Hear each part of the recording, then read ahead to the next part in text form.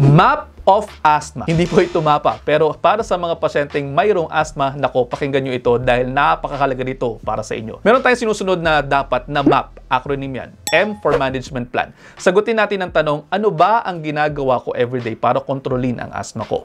Meron ka bang controller medications? Meron ka bang maintenance medications? Naiinom mo ba ang mga yan? Next, A for action plan. Ano ang ginagawa mo kapag meron kang acute symptoms? Meron ka bang mga gamot na naka-ready? Kinakailangan mo bang pumunta na sa ospital? Kailan mo kinakailangan magpa-ER na? And P for prevention plan.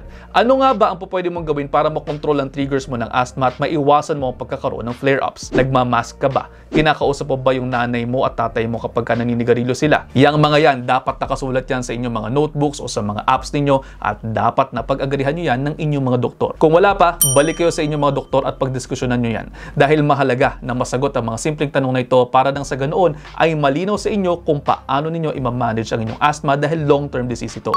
At yun, almost 1 minute na to. I hope you're all 1 minute wiser. Pakipusuan kung may natutunan. See you next time. Ingat.